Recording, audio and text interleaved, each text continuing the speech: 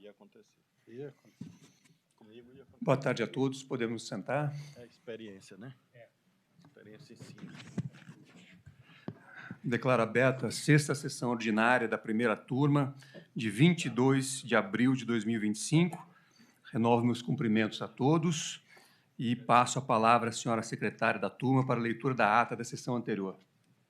A ata da terceira sessão extraordinária, da primeira turma do Supremo Tribunal Federal, realizada em 22 de abril de 2025. Presidência do senhor ministro Cristiano Zanin. Presentes à sessão, os senhores ministros Carmen Lúcia, Luiz Fux, Alexandre de Moraes e Flávio Dino. Procurador-Geral da República, Dr. Paulo Gustavo Boné Branco. Abriu-se a sessão às 9h54, sendo lida e aprovada a ata da sessão anterior. Foi apregoado para julgamento a PET 12.100, recebimento de denúncia núcleo 2. Após a leitura do relatório pelo ministro Alexandre de Moraes, relator, ocorreu a realização das sustentações orais pela Procuradoria-Geral da República e pelas respectivas defesas de todos os acusados e acusada. A turma, por maioria, rejeitou a preliminar de incompetência do Supremo Tribunal Federal e desta primeira turma para julgamento do presente recebimento ou rejeição da denúncia, vencido o ministro Luiz Fux. A turma, por unanimidade, rejeitou as demais preliminares apresentadas pelas defesas. Alguma objeção? Declaro aprovada a ata. Apregou para julgamento a PET 12.100, segundo recebimento de denúncia para análise de recebimento ou rejeição de denúncia. E passo a palavra ao relator, eminente ministro Alexandre de Moraes, para proferir seu voto sobre o mérito do recebimento ou rejeição da denúncia. Obrigado, presidente. Cumprimento novamente Vossa Excelência, ministra Carmen, ministro Fux, ministro Flávio, procurador-geral, doutor Boné, cumprimento também os advogados. Presidente, recordando que a denúncia é oferecida em relação ao chamado ou denominado Núcleo 2, Fernando de Souza Oliveira, Felipe Garcia Martins, Marcelo Costa Câmara, Marília Ferreira de Alencar, Mário Fernandes e Silvinei Vasques, pela prática de crimes de organização criminosa armada, tentativa de abolição violenta do Estado Democrático de Direito, golpe de Estado, dano qualificado pela violência grave ameaça contra o patrimônio da União, com considerável prejuízo para a vítima e deterioração de patrimônio tombado em concurso material e observado as regras de concurso de pessoas. Nós sabemos, e é sempre importante reiterar, que nesse momento da análise da denúncia, e o ministro Fux bem recordou, isso vigora o princípio indúbio pró-sociedade, ou seja, na dúvida a favor da sociedade. O que significa isso? Significa que há necessidade de prova da materialidade dos fatos, indícios suficientes de autoria para o início da ação penal, quando, então, o contraditório será estabelecido e, a partir do contraditório, se inverte. Aí, todos os fatos imputados devem ser devidamente comprovados pela Procuradoria-Geral da República e a presença de qualquer dúvida razoável leva à absolvição. São as regras processuais, não só do Brasil, históricas e internacionais. Dessa maneira, a acusação, nesse momento, a acusação feita pelo Ministério Público e consubstanciada em denúncia, ela deve apresentar uma exposição narrativa e demonstrativa. Narrativa porque deve relevar o fato, todas as circunstâncias do fato, deve apresentar os indícios suficientes de autoria daquele ou daqueles que praticaram os fatos, os meios empregados, qual o resultado produzido, os motivos que determinaram, o lugar onde se praticou, o tempo, ou seja, uma série de fatores necessários, uma série de requisitos, perdão, necessários no oferecimento da denúncia para que o Poder Judiciário possa analisá-lo. Nesse momento processual, nós podemos verificar, desde logo, que a denúncia oferecida pela Procuradoria-Geral da República contém uma exposição de fatos criminosos. Fez, inclusive, um encadeamento de fatos criminosos, classificando cada um dos delitos, e relembro aqui também, porque é importante relembrar, que a narrativa dos fatos acusatórios deve ser feita, mas é o próprio Poder Judiciário que, a partir da ação penal se instaurada, é que vai classificar os fatos narrados ao Código Penal ou às leis penais.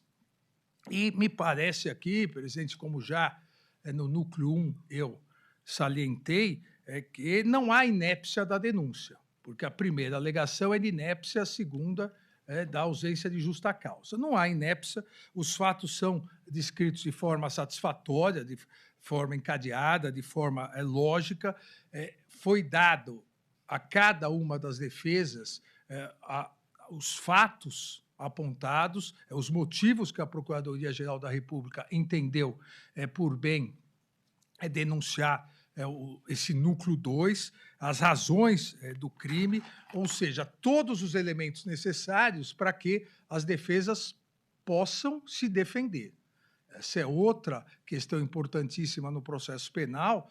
A acusação ela deve deixar claro a sua imputação, mostrando os fatos, mostrando as provas, para que a defesa tenha total possibilidade de impugnar fato a fato, circunstâncias a circunstâncias.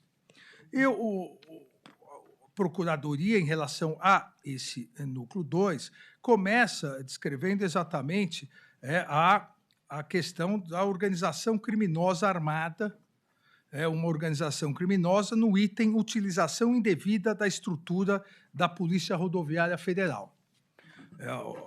A acusação aponta que os denunciados se utilizaram especialmente da estrutura da Polícia Rodoviária Federal, sob o comando do denunciado Silvinei Vasques, para obstruir o funcionamento do sistema eleitoral e minar os valores democráticos, dificultando a participação de eleitores que se presumiam contrários ao então presidente.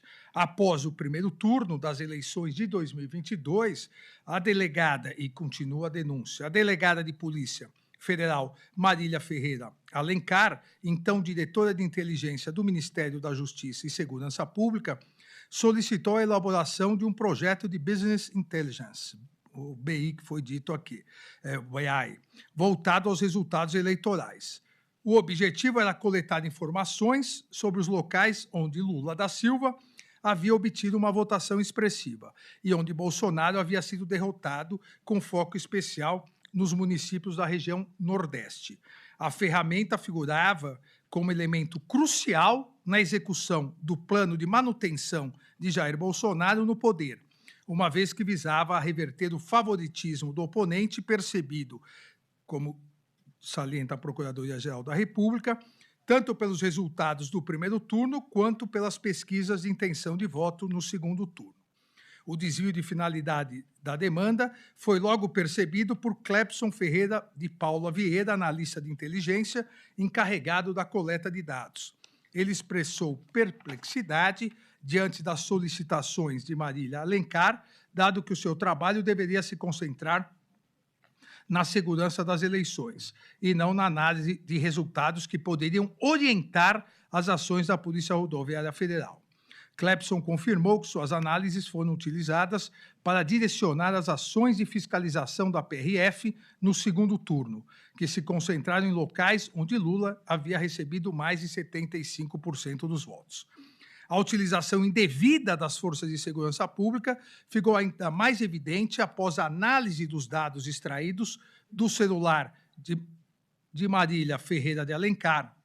Apesar da exclusão das mensagens trocadas diretamente com Anderson Torres, o histórico de conversas de Marília com o delegado de Polícia Federal Fernando de Souza de Oliveira, à época diretor de operações do Ministério da Justiça e Segurança Pública, e com a senhora Maria das Neves Viana Couto, então secretária de gabinete do ministro da Justiça, forneceu detalhes adicionais sobre as atividades ilícitas. A denúncia continua nessa narrativa, dizendo que logo após o resultado do primeiro turno, em 2/10 de 2022, Marília informou explicitamente seu intento doloso a Fernando de Souza de Oliveira, abre aspas, temos que pensar na ofensiva quanto a estas pesquisas, fecha aspas. Poucos dias depois, em 6/10 de 2022, Marília indicou a Fernando que tudo estava, entre aspas, alinhado e que já havia feito, também entre aspas, a sua parte, revelando a existência de um planejamento específico para o segundo turno. A denúncia continua dizendo que a movimentação atípica dos denunciados entre os 2 turnos eleitorais também foi percebida pelo aumento dos pedidos de reunião de Marília com Anderson Torres. O objetivo escuso dos encontros com Anderson Torres foi explicitado em trocas de mensagens datadas de 7/10 de 2022. Ali se vê que Fernando de Oliveira deu conta de que o, entre aspas, chefe chamou e combinou um encontro no 13º andar. A partir disso, a denúncia continua narrando, e depois, na conduta de cada um, eu voltarei a isso, mas continua narrando as conversações entre Fernando e Marília, diz que o clima de urgência envolvendo conversas entre Marília e Clebson Ferreira de Paula para progredir nesses relatórios, coloca ainda a mensagem de 21 de outubro de 2022, a mensagem enviada por Clebson a Camila Alves Vieira de Paula, abre aspas, surgiu uma demanda daquelas, diretamente da diretora. Eu estou muito mal, mas tenho que acelerar, fecha aspas, referindo-se a Marília de Alencar. Registrou ainda a denúncia que houve diálogo mantido com a interlocutora Márcia, em que Marília reconheceu que vinha sobrecarregando sua equipe com demandas extraordinárias em relação a esses relatórios. E segue a denúncia narrando cada uma das conversações, cada uma das trocas de informações. Em 10 de outubro de 2022, Igor envia a Clebson um link para um painel desse boletim informativo, informando, abre aspas, fizemos um PI aqui sobre os resultados do TSE. O chefe repassou para Deint, que gostou e pediu para repassar para vocês, para analisar e dar acesso a quem dê direito. A análise policial também revelou o mesmo nome da enviada por Marília em 21 de outubro de 2022, endereço das UOP. Ali eram listadas todas as unidades operacionais da Polícia Rodoviária Federal.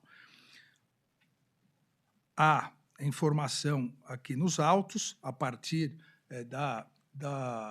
do relatório das investigações da Polícia Federal e da denúncia da Procuradoria-Geral da República, contém um arquivo denominado Dados Extração, que continha planilhas com títulos como PSL, DEM, Republicanos, União, PL, PP, concentração maior que 75% Lula, concentração maior que 75% Bolso, Minas Gerais maior que 70%, 75% Lula, e Minas Gerais maior que 50% Bolso.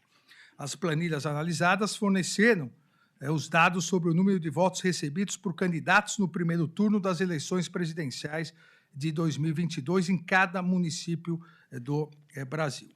Foi também realizada a perícia no celular de Fernando de Souza Oliveira, onde foram localizados diálogos relevantes sobre ações da PRF que reforçam, segundo a Procuradoria, o comportamento doloso dos denunciados. Identificou-se que Fernando, Marília e Léo Garrido Meira Salles integravam um grupo de WhatsApp intitulado, entre aspas, em off, onde foram compartilhadas diversas mensagens sobre a produção desses relatórios, desses boletins. E cita aqui algumas informações. Por exemplo, dia 13/10, Marília envia uma mensagem nesse grupo, Marília, como descrito aqui na denúncia, afirmando que em Belford Roxo o prefeito é vermelho, precisa reforçar PF. E, ainda outra mensagem, menos 25 mil votos no 9. Em seguida, a Marília pergunta a Fernando, narra a denúncia, qual seria o próximo passo sobre os relatórios. Recebeu a resposta, 52 versus 48. São 5 milhões de votos para virar, denotando que seriam necessários 5 milhões para virar o resultado. E segue a denúncia mostrando esses indícios de autoria em relação a toda essa operação para, no dia do segundo turno, a Polícia Rodoviária Federal influenciar nas eleições. Ministro Alexandre, só 2 dúvidas. Vossa Excelência falou em Minas Gerais, é isso? Só para que eu registrei. Aqui na denúncia consta todos os locais de concentração maior que 75% Lula, assim constando, concentração maior que 75% Bolso, se referindo ao ex-presidente Bolsonaro, e outros 2 arquivos, Minas Gerais, MG, maior que 75% Lula, e Minas Gerais maior que 50% Bolso. Curioso isso, porque é um dos estados pêndulo, né? A ministra Carmen conhece bem, porque é de lá. E é o estado pêndulo no Brasil. Sim. Mas isso é um elogio. Claro, porque a circunstância de que o voto é secreto em Minas é levada a sério. Ninguém saberá. Na hora, vai por Por um isso lado, que é vai por pêndulo, outro. né? Por isso que é pêndulo. Aqui é também um fato importante apontado nas investigações e colocado na denúncia da Procuradoria-Geral da República, abre aspas, a ação excepcional de Silvinei Vasques ficou evidente pela análise do ofício 83/2023, emitido pelo diretor-geral da Polícia Rodoviária Federal, que indicava a elaboração de um único plano de trabalho para as eleições, em 27 de setembro de 2022, abrangendo as operações do primeiro e segundo turno. No entanto, isso é uma questão importante, em 26 de outubro de 2022, foi realizado um novo plano de trabalho intitulado Segundo Turno, que foi elaborado pelos denunciados. E aqui é importante, eu recordava com a ministra Carmen, aqui durante as sustentações orais, o que foi imputado aqui, essa alteração de planos a partir do que agora há esses indícios de que uma operação foi realizada para mapear, isso foi objeto de uma decisão minha como presidente do Tribunal Superior Eleitoral às vésperas do segundo turno. O segundo turno foi realizado dia 30 de outubro, Dia 28, 29 e 30, e no dia... As questões que surgiram no TSE foram nos dias 28, 29 e 30. E no dia 30, que foi o domingo, várias vezes foi o dia que Vossa Excelência teve que convocar imediatamente até o ministro Flávio Dino, que então era candidato, nos reportou de dificuldades no Nordeste durante o dia. Exatamente. Entre outras pessoas, várias outras pessoas. E em virtude dessas representações, uma representação à presidência do Tribunal Superior Eleitoral, e a decisão é de 29 de outubro, a partir de informações que eu solicitei à Polícia Rodoviária Federal e à própria Polícia Federal, e na decisão ficou expresso, no dia anterior ao segundo turno, eu leio aqui a decisão, dessa forma determinam a proibição até o encerramento do segundo turno das eleições, de qualquer operação da Polícia Rodoviária Federal relacionada ao transporte público, gratuito ou não, disponibilizado aos eleitores, nos termos da resolução do Tribunal Superior Eleitoral, sob pena de responsabilização criminal do diretor-geral da PRF por desobediência e crime eleitoral, além de responsabilização dos respectivos executores das medidas. E ainda a proibição de qualquer divulgação até o encerramento do segundo turno das eleições do resultado de operações por parte da Polícia Federal, desde que relacionadas às eleições, porque houve a provocação ao Tribunal Superior Eleitoral dizendo exatamente que estaria sendo preparada essa operação, com a comprovação de que o que tinha sido programado para o primeiro e segundo turnos de forma idêntica teria sido alterado e concentrado em alguns locais onde haveria um maior voto, um percentual maior de votos de um dos candidatos. E, por incrível que pareça, essa decisão do dia 29 imediatamente foi informada o diretor-geral, tanto da Polícia Federal quanto da Polícia Rodoviária Federal.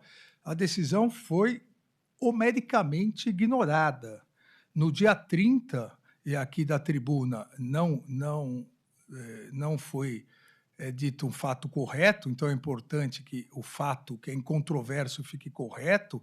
No dia 30, nós tivemos inúmeras ligações, petições no Tribunal Superior Eleitoral da dificuldade que inúmeros eleitores estavam tendo, simplesmente porque a Polícia Rodoviária Federal, ignorando a decisão do TSE, montou as suas operações nesses municípios, e isso só acabou chegando à grande mídia quando 2 senadores foram impedidos de chegar ao seu local de votação porque pararam em uma blitz também. Obviamente, e por isso que a abstenção não foi maior, obviamente o Tribunal Superior Eleitoral, e a ministra Carmen Lúcia se recorda, porque lá comigo estava, do Supremo, eu como presidente, o ministro Ricardo Lewandowski como vice, a ministra Carmen, imediatamente, no horário do almoço, o diretor da Polícia Rodoviária Federal, ora denunciado Silvinei Vasquez, foi convocado ao Tribunal Superior Eleitoral e foi determinado que todas as operações se encerrassem imediatamente. E como o Tribunal Superior Eleitoral deu a resposta rápida, isso foi em torno de 1 hora, 1 e pouco, obviamente não houve prejuízo. Os eleitores demoraram muito mais para chegar, mas não houve prejuízo.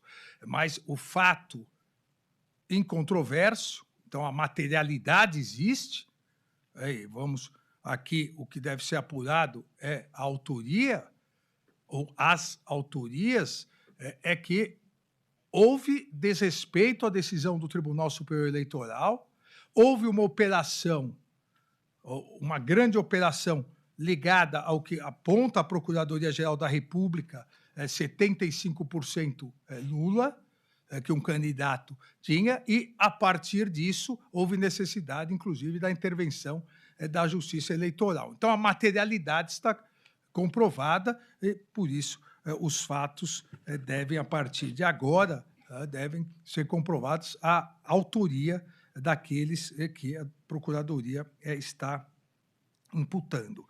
E a Procuradoria... Por favor. Se me permite, apenas para esclarecer a gravidade do que aconteceu, levou o Tribunal Superior Eleitoral, no ano passado, que era ano também de eleições, aprendendo com estes fatos, que foram gravosos aos eleitores e que poderiam realmente ter alterado alguma situação de anormalidade para os eleitores, afirmar, no mês de agosto ou setembro, com o Ministério da Justiça, com o ministro Lewandowski, um acordo de cooperação para evitar e prevenir que não voltasse a acontecer esse tipo de situação. Nós nos precavemos e o ministro Lewandowski, hoje ministro da Justiça, fez questão de afirmar exatamente o que tinha acontecido e o que nós tínhamos testemunhado ali dentro. Obrigada. Então, em relação a esses fatos envolvendo esses denunciados, a Procuradoria-Geral da República conclui, abre aspas, está clara a tentativa deliberada de minar o sistema democrático pelo uso da força inerente à estrutura policial do Estado, mediante ações de embaraço e intimidação de eleitores. Está nítido, continua a Procuradoria-Geral da República, que os denunciados pelo episódio anuíram a entrada da organização criminosa e atuaram para a consecução do seu propósito de desprezar o sistema democrático eleitoral e assegurar a permanência de Jair Bolsonaro à frente do governo, mesmo que em contrariedade à ordem constitucional.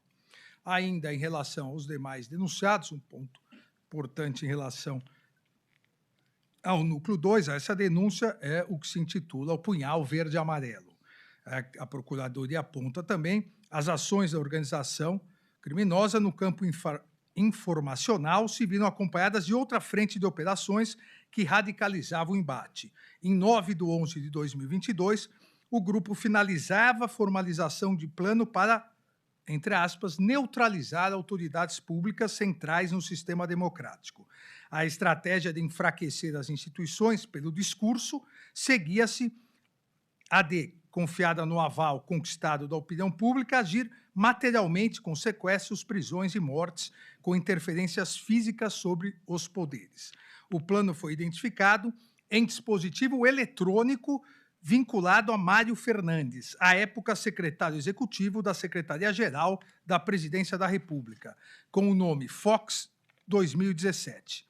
O texto do arquivo continha o título, entre aspas, Planejamento Punhal Verde-Amarelo, e tramava contra a liberdade e mesmo a vida do ministro do Supremo Tribunal Federal, Alexandre de Moraes, e dos candidatos eleitos Luiz Inácio Lula da Silva e Geraldo Alckmin Filho.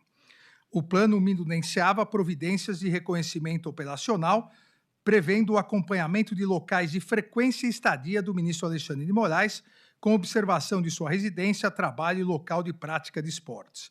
Estipulava o monitoramento de seus itinerários, horários, agenda oficial e pessoal, além do efetivo que o acompanhava e dos veículos utilizados para seu deslocamento.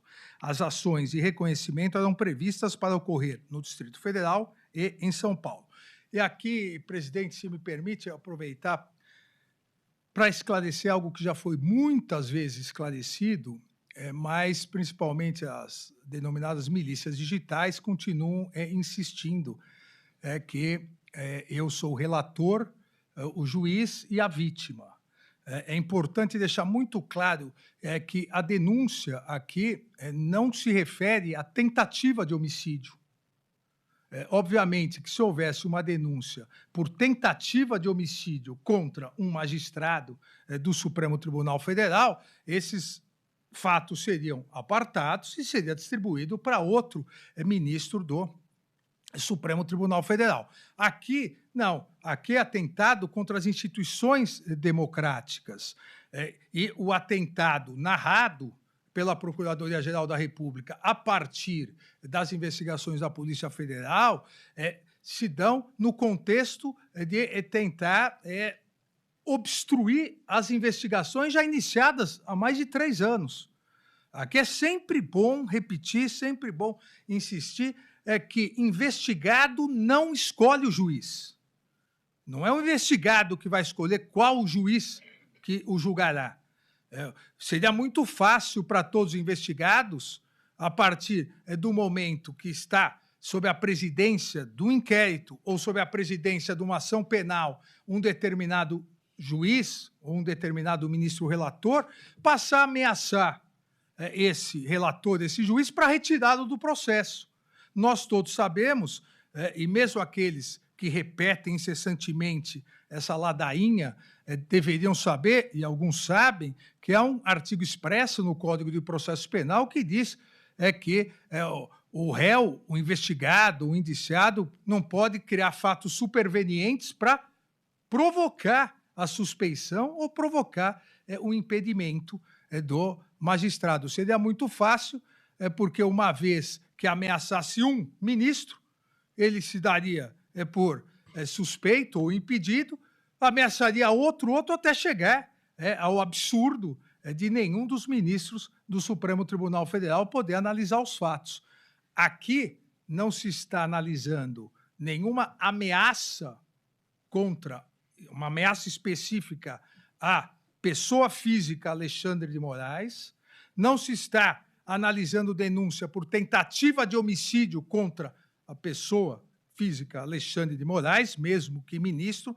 Aqui, o que se está analisando, uma série de fatos encadeados pela denúncia da Procuradoria-Geral da República contra a instituição democrática Poder Judiciário, contra os seus membros enquanto integrantes do Poder Judiciário. Exatamente por isso, repito, e fiz isso no relatório e depois, agora, iniciando a sessão da tarde, os crimes não são crimes, nenhum crime contra a vida, tentativa de homicídio, tentativa de abolição das instituições, o golpe de Estado, né, o crime de atentado, atentar contra as instituições e tentar dar golpe de Estado, que é outra questão sempre importante, porque por que se pune o tentar dar golpe de Estado? Porque se quem tentou dar golpe de Estado conseguir o golpe de Estado, ele não vai se autopunir. Não existe na história do mundo quem dê um golpe de Estado e se autopune. Então, por isso que basta a tentativa. E danos qualificados, organização criminosa. Nenhuma imputação específica em relação à pessoa física desse relator.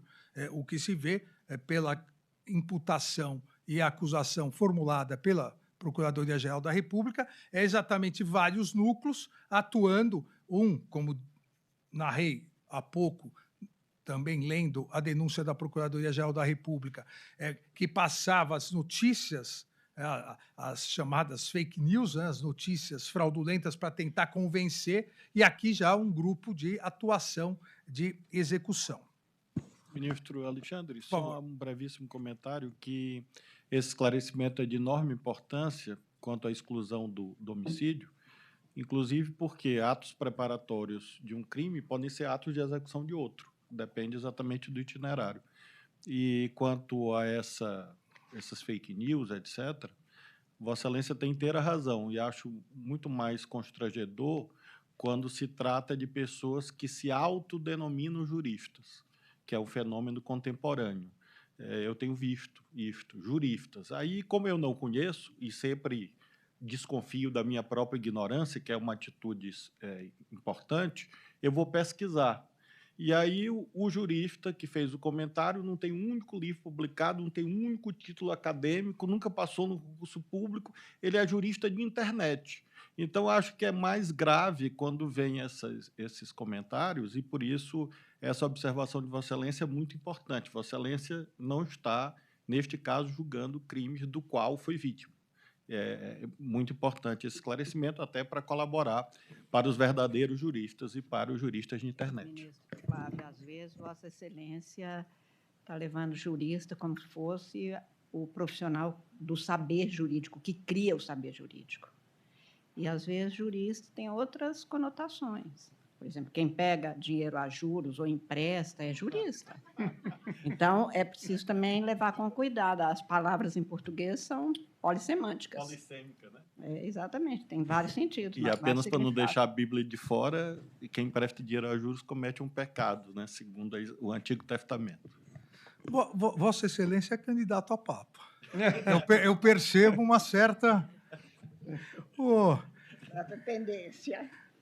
Voltando, aqui, além desse monitoramento, o documento narra a denúncia. O documento criado por Mário Fernandes também previu os recursos necessários para a concretização da ação de neutralização das autoridades públicas. Inclusive, cita a denúncia, 6 telefones celulares descartáveis com chip da operadora TIM, que coincidiu exatamente com os equipamentos utilizados na operação de campo Copa 2022, na execução do Plano Punhal Verde e Amarelo. A mesma convergência foi observada na previsão sobre o quantitativo de pessoas necessárias para executar a ação, 6 indivíduos com formação em forças especiais, os agora famosos kits pretos. Então, o que estava planejado, depois a Polícia Federal e a Procuradoria aponta, foi o que foi concretizado. O documento Punhal Verde e Amarelo, renomeado PLJ, foi impresso por Mário Fernandes no Palácio do Planalto no próprio dia 9/11/2022 e, posteriormente, levado ao Palácio da Alvorada, diz a Procuradoria, para tratativas com Jair Messias Bolsonaro. Na mesma hora, Mauro Cid também se encontrava no local. A ciência do plano pelo presidente da República e a sua anuência a ele são evidenciadas por diálogos posteriores comprobatórios de que Jair Bolsonaro acompanhou a evolução do esquema e a possível data de sua execução integral. Assim, em áudio por WhatsApp, de 8/12/2022, Mário Fernandes relata a mal do CID. Aqui é descrito um áudio que está nos autos, que havia estado, Mauro Fernandes relata a mal do CID, que havia estado pessoalmente com Jair Bolsonaro e debatido o momento ideal de serem ultimadas as ações tramadas, entre aspas, diz Mário Fernandes a mal do CID. Durante a conversa que eu tive com o presidente, ele citou que o dia 12, pela diplomação do vagabundo, não seria uma restrição, que isso pode, que qualquer ação nossa pode acontecer até 31 de dezembro, tudo. Mas aí na hora eu disse, pô, presidente, mas o quanto antes a gente já perdeu tantas oportunidades, fecha aspas. A denúncia continua dizendo do cenário de instabilidade social provocada pela organização criminosa, exatamente com o objetivo de criar instabilidade política, instabilidade institucional e facilitar condições de aceitação de um eventual golpe de Estado. A representação mencionada menciona o início da Operação Copa 2022, a proximidade do término regular do mandato. Ainda aponta a Procuradoria, apurou-se que em 18 de 11 de 2022, Felipe Garcia Martins Pereira, e Jair Bolsonaro reuniram-se no Palácio do Alvorada justamente para esse fim. O colaborador Mauro Cid confirmou a existência da reunião, cuja pauta era precisamente os termos do decreto golpista. De fato, os registros fornecidos pelo Gabinete de Segurança Institucional da Presidência da República indicaram que Felipe Garcia Martins Pereira chegou ao Palácio do Alvorada às 14h59 do dia 19 de 11 de 2022, nos exatos moldes relatados por Mauro Cid. Ainda um último tópico, antes de detalhar as condutas, o decreto golpista e a apresentação aos comandantes das Forças Armadas. Aqui é outra questão importante e que parece agora até sem maiores dúvidas em relação à materialidade, em relação à autoria, todos vamos nos debruçar durante a instrução processual penal, uma vez que o próprio, hoje já réu, o denunciado e réu Jair Messias Bolsonaro, logo após o recebimento da denúncia por essa turma, em entrevista coletiva, disse que realmente recebeu a minuta do golpe, manuseou a minuta do golpe, analisou porque estaria pretendendo ou iria pensar sobre um estado, decretação de estado de sítio ou estado de defesa. Mas o que importa é que não há mais dúvida de que essa minuta que a Procuradoria imputa como minuta do golpe e foi apreendida nos autos, ela passou de mão em mão, chegando, inclusive, ao presidente da República. No dia 6/12... Consulta o eminente relator. Eminente ministro, Vossa Excelência muito bem disse há instantes atrás sobre a questão da materialidade como requisito inicial para apurar e os indícios.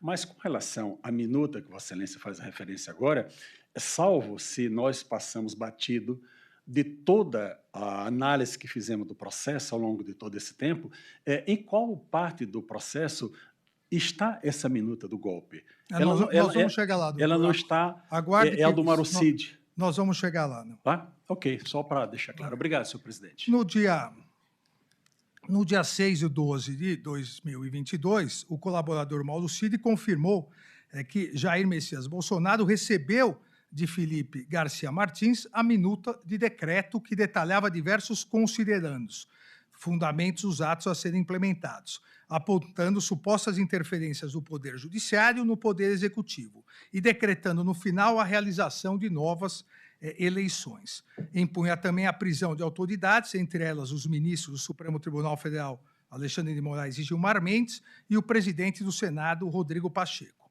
De acordo com o colaborador, Jair Bolsonaro fez adiante ajustes na minuta, submetendo à prisão apenas o ministro Alexandre de Moraes e se limitando à realização de novas eleições presidenciais.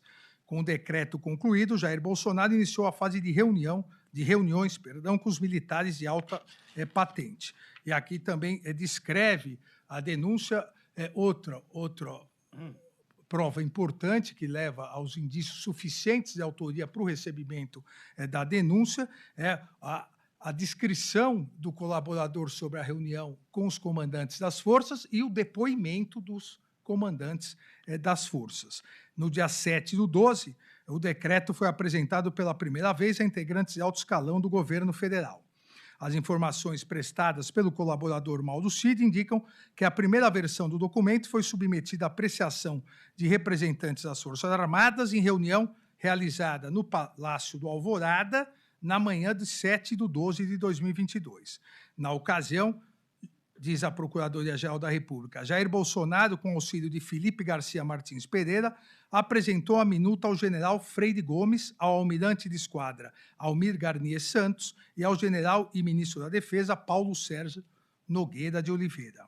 A dinâmica disso foi apresentada pelo delator Mauro Cid, os dados obtidos depois com registro de entrada e saída no portão principal do Palácio do Alvorada mostram que, no dia 7/12, o general Paulo Sérgio Nogueira chegou ao Palácio às 8h25, seguido por Felipe Garcia Martins Pereira, seguido por general Freire Gomes e o almirante de esquadra Almir Garnier, que esses chegaram juntos às 8h34. Mauro Cid já se encontrava no local desde as 7h11. Então, aqui aponta a Procuradoria-Geral da República que as informações dadas pelo delator são confirmadas, houve a reunião e, a partir disso, também apresenta os depoimentos. Um dos depoimentos do general Freire Gomes, então comandante do Exército, confirma a realização da reunião no dia 7/12, relata ter sido Jair Messias Bolsonaro quem o convocou, por intermédio do ministro de Defesa Paulo Sérgio Nogueira de Oliveira, confirma a presença de Mauro Cid, indicada nos registros de entrada e saída fornecidos pelo GSI. Segundo o general Felipe Garcia Martins Pereira, ficou encarregado da leitura do decreto, expondo os fundamentos técnicos, entre aspas, aqui da minuta. A realização da reunião de 7/12 também foi confirmada pelos dados armazenados no serviço de nuvem pertencente ao general Mário Fernandes, que também é importante, é mais um fato corroborador da delação. O eminente presidente, ministro Zanin, bem lembrou, antes do nosso intervalo, que a legislação foi aprimorada. A legislação não permitia que ninguém pudesse ser condenado somente com base em colaboração. A partir de decisões desse Supremo Tribunal Federal, é importante que se coloque em defesa do devido processo legal, da ampla defesa, o Supremo Tribunal Federal começou a entender que nem a denúncia poderia ser recebida somente com base na colaboração, sem elementos razoáveis de confirmação. A legislação foi alterada e hoje nem a denúncia, corretamente, diga-se de passagem, nem a denúncia pode ser recebida com base só na colaboração, porque é sempre bom relembrar o que já relembrou o nosso presidente: o colaborador é um interessado. Então, obviamente, ele tem que dar fatos objetivos que possam ser comprovados.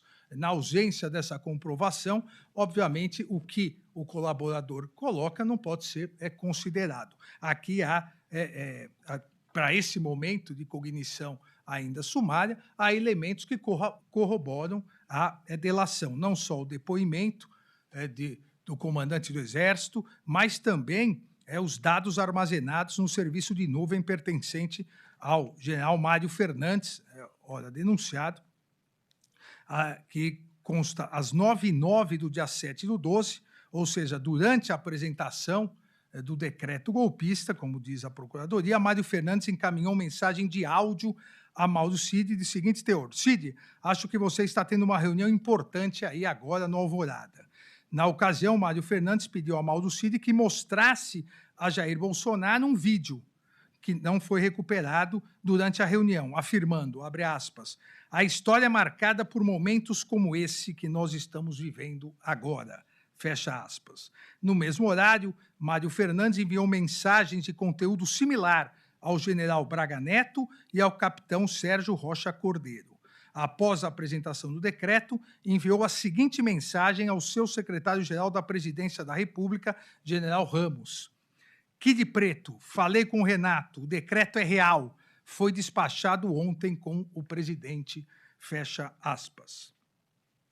Nos dispositivos eletrônicos de Mauro Cid foram encontrados registros fotográficos de uma versão do decreto golpista, diz a Procuradoria. O arquivo apresentava uma série de digressões sobre o texto constitucional e apontava supostas ilegalidades praticadas pelo Poder Judiciário no contexto das eleições presidenciais de 2022, determinando a decretação de estado de sítio e a deflagração de operação de garantia da lei e da ordem.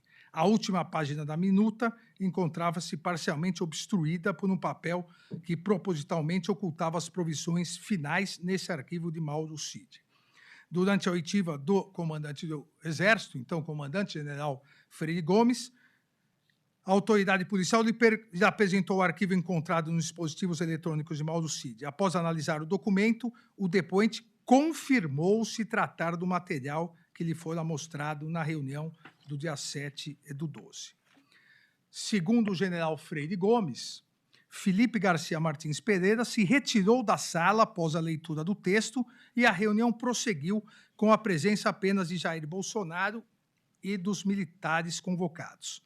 O então comandante do Exército ressaltou, abre aspas, que ele, comandante do Exército, sempre deixou evidenciado ao então presidente Jair Bolsonaro que o Exército não participaria da implementação desses institutos jurídicos visando reverter o processo eleitoral, fecha aspas.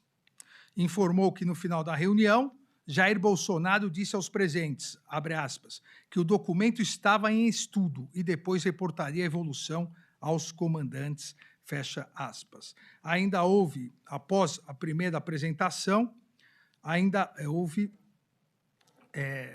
Jair Bolsonaro dedicou-se a fazer ajustes no texto do decreto, a fim de obter maior apoio, e ainda houve uma nova reunião. Na manhã do dia 9/12, reuniu-se Jair Bolsonaro com Marcelo Câmara, Felipe Garcia Martins Pereira e Braga Neto no Palácio do Alvorada, oportunidade em que decidiu dar seguimento ao plano golpista. E prossegue narrando o que seria um enxugamento dessa planilha golpista. A denúncia volta a citar a operação Copa 2022, narrando aqui as provas que foram encontradas, confirmando o acompanhamento que foi feito em relação ao monitoramento, e citando a participação de todos os envolvidos. Isso mais adiante eu voltarei. Inclusive com textos obtidos nos celulares apreendidos e que se encontram nos autos, desde o monitoramento ocorrido no dia 16/12, continuando pelo dia 21/12 e 24/12. Também a apreensão dos telefones, os telefones obtidos segundo a necessidade, telefones pré-pagos, para que pudesse, com isso, não serem reconhecidos. A partir dessa narrativa, desses depoimentos, dessas provas apresentadas, é importante verificar que há, dentro dos requisitos necessários do artigo 41 do Código de Processo Penal, há total viabilidade da apresentação da denúncia. Não se pode dizer que a denúncia seja inepta. A denúncia vem acompanhada de provas de materialidade, indícios de autoria suficientes que corroboram não só vários dos depoimentos do colaborador premiado, mas, mais do que isso, trazem provas autônomas e independentes que não foram, em determinados momentos, não foram colocados pelo colaborador. E aqui também aproveito, talvez eu não tenha sido claro num primeiro relatório da primeira sessão, quando se fala que foram 9 depoimentos do colaborador, na verdade foi no mesmo dia No mesmo dia, a polícia foi fazer a colaboração e, como separou por fatos, a polícia pegou vários depoimentos, mas não é um depoimento contrariando o outro. São 9 depoimentos, depois foram mais 2 depoimentos, 2 audiências, mas esses 9 depoimentos, é importante que se diga, são no mesmo dia para fatos diferentes. Questão das vacinas, questão das joias, questão da tentativa de golpe, para fatos diferentes. Então, a leitura da denúncia, desses trechos principais da denúncia, ao meu ver, expôs de forma compreensível todos os requisitos exigidos pelo artigo 41 do Código de Processo Penal. Foi coerente na exposição dos fatos, que, insisto, todos eles devem ser comprovados durante a ação penal sem margem para dúvida razoável, e devem ser comprovados pela Procuradoria-Geral da República, mas a descrição está amplamente satisfatória para os delitos imputados a cada um dos denunciados. A materialidade dos delitos também foi reconhecido pelo Supremo Tribunal Federal em 474 denúncias já recebidas, cujos delitos imputados apresentam a mesma materialidade e que tornaram ações penais sobre a tentativa de golpe de 8 de janeiro de 2023. Aqui, novamente, é importante salientar que não há dúvida sobre a violência praticada em 2 dos tipos penais. Há necessidade de se comprovar grave ameaça ou violência à pessoa, e no vídeo exposto, e eu vou novamente colocar, porque nunca é demais nós recordarmos que o Brasil sofreu uma tentativa de golpe. Obviamente, cada um dos imputados e cada um dos denunciados terá toda a ação penal para provar que ele não participou. Mas não é possível se negar que houve, no dia 8 de janeiro de 2023, a tentativa de golpe de Estado e que a materialidade é extremamente comprova, em virtude da sua violência, extremamente clara, com pessoas sendo agredidas, com pessoas sendo feridas, com o Supremo Tribunal Federal. Eu sempre faço questão de dizer aos nossos policiais judiciários aqui presentes que foram verdadeiros heróis naqueles dias, naquele dia, naquela tarde, para não deixar ingressar aqui nos gabinetes, onde vários processos sigilosos ainda são físicos, e vários se contundiram gravemente. É sempre bom relembrar para que as pessoas não esqueçam e para que as mentiras divulgadas pelas milícias digitais nascidas politicamente no chamado gabinete do ódio não tentem convencer as pessoas de que tudo foi, como eu disse na primeira vez, na primeira sessão de recebimento da denúncia, que tudo foi um passeio no parque. Não, foi muito violento. Então, peço para passar aqui a materialidade, porque isso nós já ganhamos vários momentos.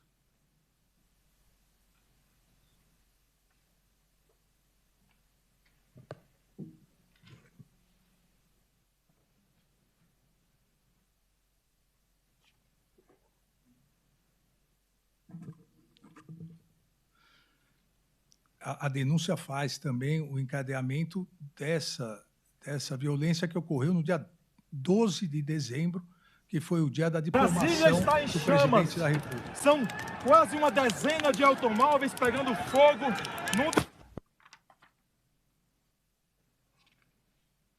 Não é possível dizer que isso é um domingo no parque, que os atos preparatórios, aqui foi a bomba que poderia ter matado centenas de pessoas no aeroporto, todo também descrito como materialidade dos delitos. Vamos entrar e tomar o que é nosso! Vamos entrar e tomar o poder!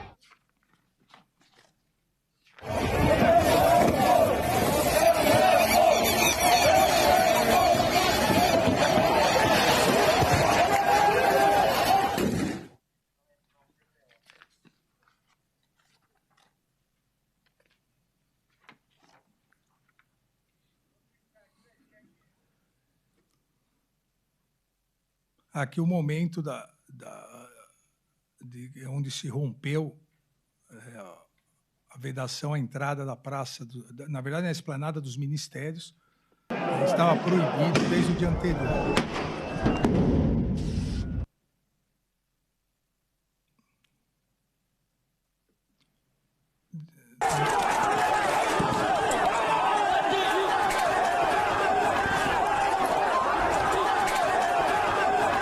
Agressão aos policiais.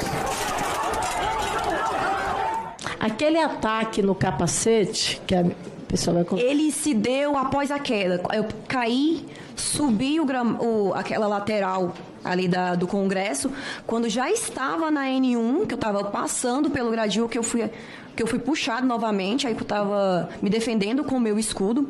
Nesse momento, eles estavam me arrastando pelo escudo.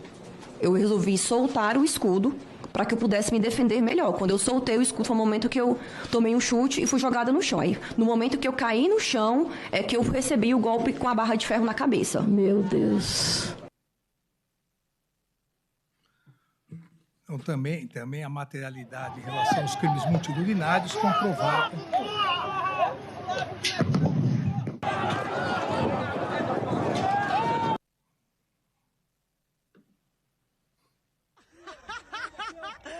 Aí a viatura da polícia! O claro intuito de intervenção militar, ou seja, golpe de Estado. Muita gente lá fora, pessoal. Muita gente lá fora, pessoal. A polícia não conseguiu conter o povo. Bora, mantém! Mantém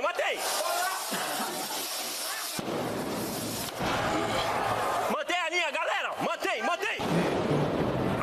O importante também dessas imagens que são públicas, né, são imagens divulgadas à época e reiteradas, é que também se afasta qualquer alegação de que houve uma manifestação pacífica com senhoras com Bíblia na mão. Nenhuma imagem mostra nenhuma senhora com Bíblia na mão. Tudo que apareceu depois foram montagens das milícias digitais.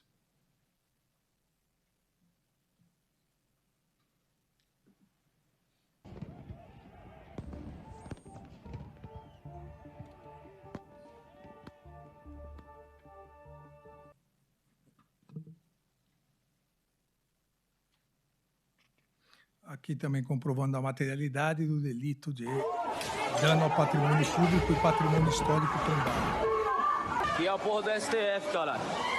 Que é a porra do STF. Quem manda aqui nessa porra? Tira o gás. Que é a porra do STF, caralho. Quem manda aqui?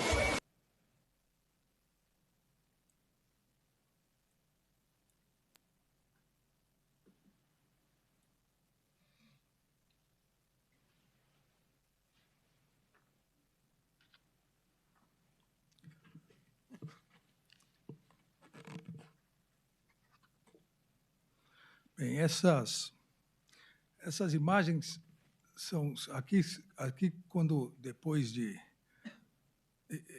muito tempo, e o ministro Flávio Dino acompanhou também de perto com o ministro da Justiça, depois de muito tempo chegou a Polícia Militar.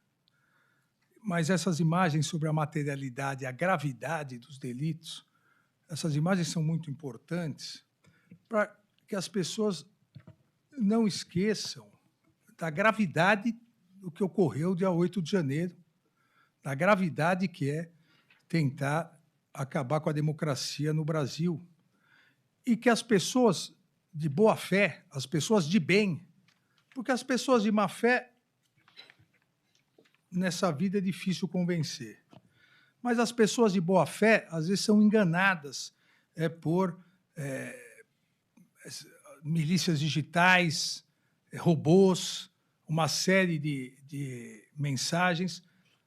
Então, é muito importante olhar isso e cada pessoa de boa fé, presidente, se fazer uma pergunta, uma só. Se, da mesma forma que invadiram a Praça dos Três Poderes, pedindo intervenção militar, agredindo policiais, uma verdadeira batalha campal, com pessoas feridas e com claro intuito. E a faixa mostrava bem as declarações, e eu já disse aqui vários interrogatórios nas ações penais individuais, que as pessoas diziam, não, nós fomos orientados a ingressar porque daí seria necessário uma GLO e iríamos convencer as Forças Armadas a aderir ao golpe.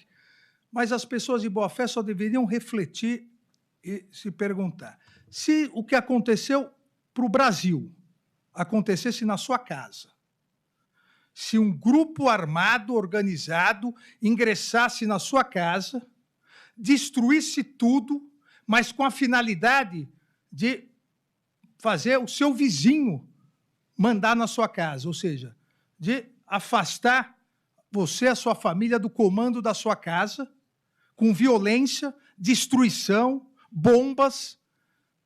Você pediria anistia para essas pessoas? Se fosse na sua casa, haveria. Então, por que no Brasil, na democracia, a tentativa de quebra do Estado Democrático de Direito, tantas pessoas defendem isso? Então, as pessoas de boa-fé devem refletir sobre isso. Se na minha casa eu não admitiria que destruíssem, usassem violência, grave ameaça para me tirar do comando da minha casa, por que eu vou admitir isso para o país, para a república que elegeu democraticamente os seus membros? Materialidade comprovada, não há inépcia da denúncia e, da mesma forma, a presença de justa causa. Eu sempre analiso, em todas as denúncias onde sou relator, e também como voto vogal, a presença, além da presença dos requisitos do artigo 41, a presença da justa causa. É o artigo 395, inciso 3º do Código de Processo Penal, e sempre analisado a partir de seus 3 componentes da justa causa: tipicidade, punibilidade e viabilidade. A tipicidade está comprovada, é um fato típico.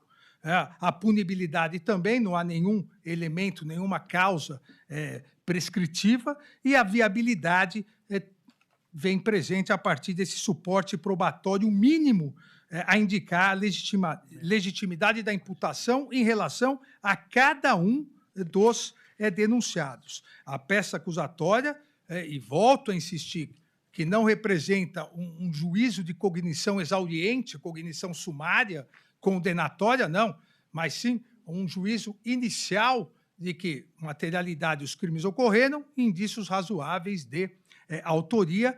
O recebimento da peça acusatória depende disso e, a meu ver, deve ser recebida porque há justa causa. E, em relação a cada um dos denunciados desse núcleo, assim como no núcleo número 1, o Procurador-Geral da República, a denúncia embasada em provas, descreve a conduta de cada um, a conduta que permite o reconhecimento da justa causa para cada um dos denunciados. Em relação a Fernando de Souza Oliveira, a Procuradoria-Geral descreveu a sua participação, narra a adesão de Fernando de Souza Oliveira, como já foi dito aqui, delegado de Polícia Federal, e à época exercendo o cargo de diretor de operações do Ministério da Justiça e Segurança Pública, antes da virada do ano, narra a sua adesão à organização criminosa que se iniciou no período eleitoral em 2022.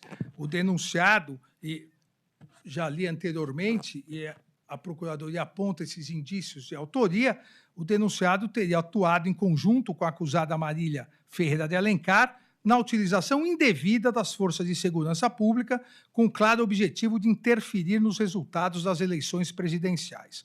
A denúncia destaca o diálogo que já coloquei entre Fernando de Souza Oliveira e Marília Ferreira de Alencar, dizendo sobre essa necessidade, e aqui eu transcrevo novamente, descreve a participação do ex-ministro da Justiça, Anderson Gustavo Torres, cuja denúncia foi recebida no Núcleo 1, em conjunto com a acusada Marília Ferreira de Alencar, e aqui o item 35, relatório de análise técnico-científica, recuperou parte das mensagens excluídas pelos interlocutores, que excluíram mensagens, é importante que se diga, e conseguiu reorganizar os diálogos que estavam com as palavras fora de ordem.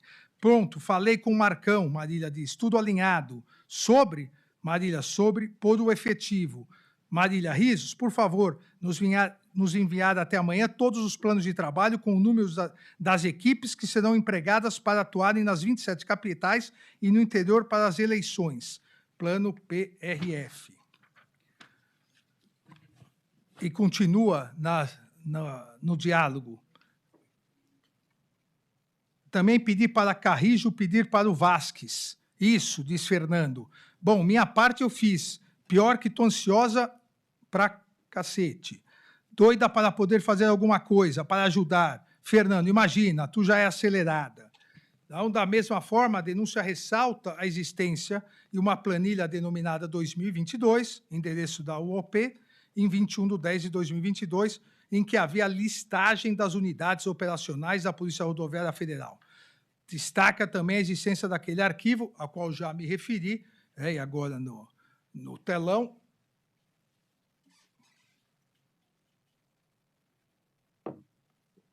Dados extração, o qual continha a planilha com títulos dos partidos políticos e a concentração de possíveis eleitores em regiões do país. Documento 1011.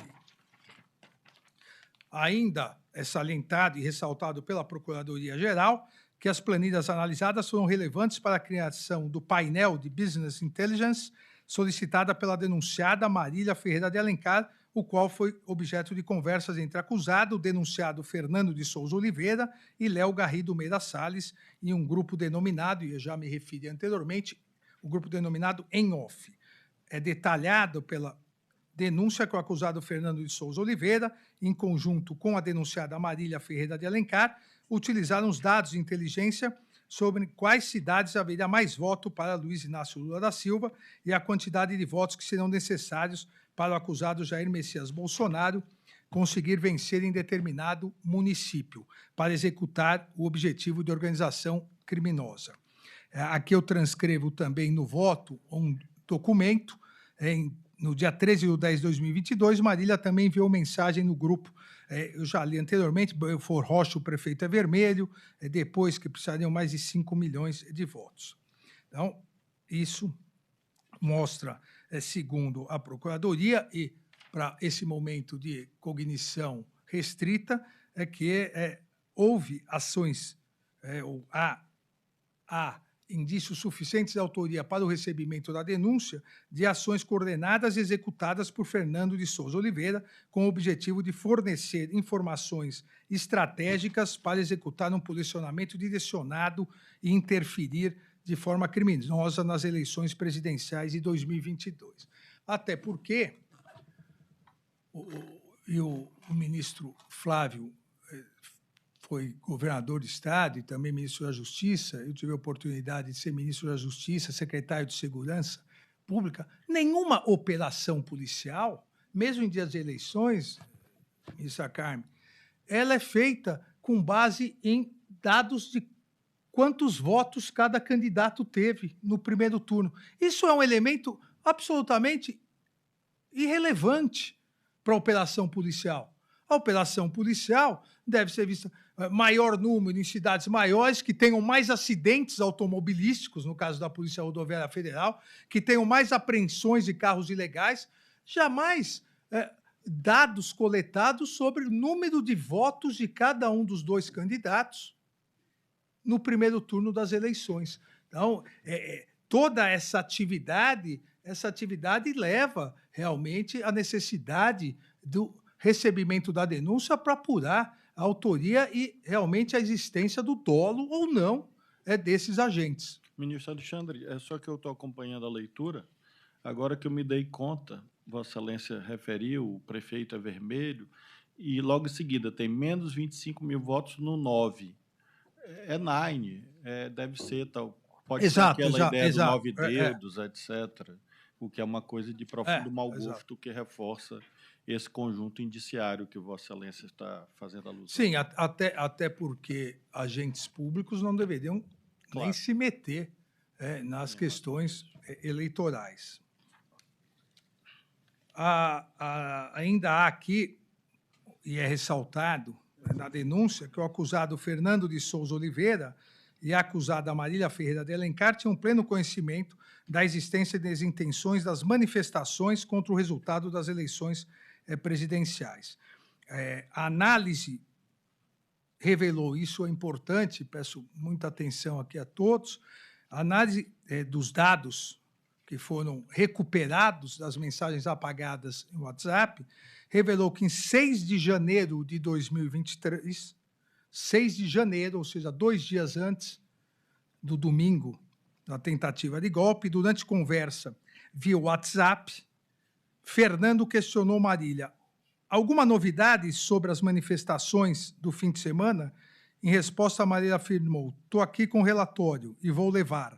Na mesma data, às 20h20, Fernando enviou notícias sobre a convocação de atos em Brasília e os interlocutores discutiram brevemente o tema. Na sequência, já em 7/1, Marília encaminhou uma mensagem com informações sobre manifestações contra os resultados das eleições presidenciais, seguidas da menção ABIN, em que Fernando enviou um áudio, mas esse áudio foi apagado e não foi recuperado. Dessa forma, e também aqui, como no recebimento da denúncia passada em relação a um dos denunciados, momentos antes da tentativa do golpe, um dia antes da tentativa do golpe, agentes públicos apagarem áudios, isso também leva a indícios suficientes para o recebimento da denúncia e durante a ação penal para análise mais detalhada desses fatos. Então, me parece que há justa causa em relação a Fernando de Souza Oliveira, assim como há também justa causa em relação a Felipe Garcia Martins Pereira. Da mesma forma, a Procuradoria narrou a conduta ilícita de Felipe Garcia Martins Pereira dentro da organização criminosa, com a especificação da função do denunciado no âmbito da estrutura delitiva. A acusação detalha, apontando indícios suficientes de autoria para esse momento, que Felipe Garcia Martins Pereira se reuniu com o ex-presidente da República, Jair Messias Bolsonaro, no Palácio da Alvorada, com o objetivo de organizar a preparação de uma minuta do decreto de golpe de Estado. A denúncia demonstra a materialidade delitiva a partir dos registros fornecidos pelo Gabinete de Segurança Institucional da República, o GSI, que indicaram que o acusado ingressou no Palácio da Alvorada no dia 19/11/2022, às 14h59, e também no voto eu coloco o print do controle de entradas e saídas de pessoas ao Palácio da Alvorada. Nesse sentido, também, além dessa comprovação, o denunciado e colaborador Mauro César Barbosa Cid corroborou a acusação, afirmando sobre a existência da reunião cujo objeto foi a discussão dos termos da minuta do decreto, como já narrei anteriormente. A Procuradoria ainda detalhou que, em 6/12, o acusado Felipe Garcia Martins Pereira entregou ao denunciado Jair Messias Bolsonaro a minuta de decreto golpista, no qual havia vários considerandos relacionados a fundamentos e atos que deveriam ser implementados, assim como apontando interferências do Poder Judiciário.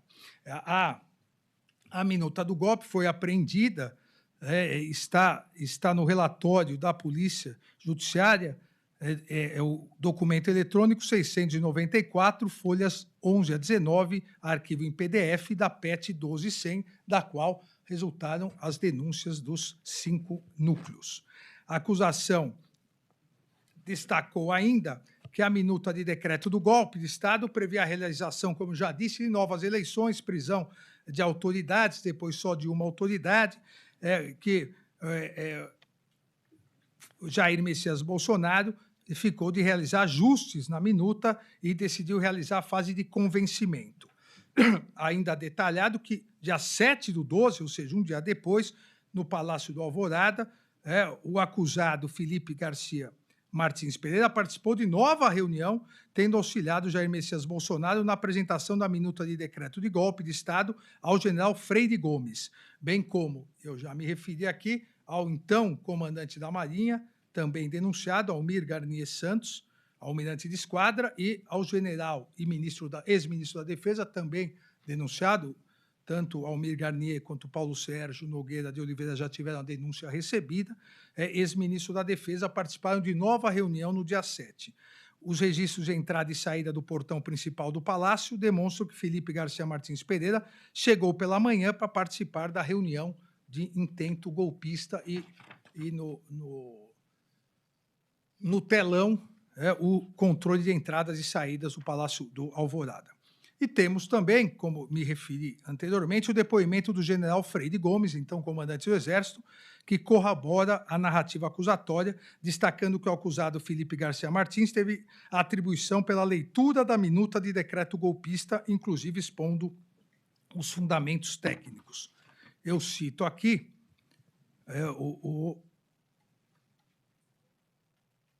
o depoimento do general, do então comandante do Exército, o general Freire Gomes, diz ele na parte que importa agora, que foi convocado pelo então presidente Jair Bolsonaro, presidente da República, Jair Bolsonaro, por meio do então ministro da Defesa, Paulo Sérgio, a comparecer no dia 7/12 de 2022, para uma reunião no Palácio do Alvorada, que não foi informado ao depoente qual seria a pauta da reunião, que a reunião ocorreu na biblioteca do Palácio do Alvorada, que estavam presentes o depoente, o então ministro da Defesa, general Paulo Sérgio, o então comandante da Marinha, almirante Garnier, e possivelmente o então assessor para assuntos internacionais, Felipe Martins, que, na reunião, o assessor leu os considerandos que seriam os fundamentos jurídicos da referida minuta de decreto.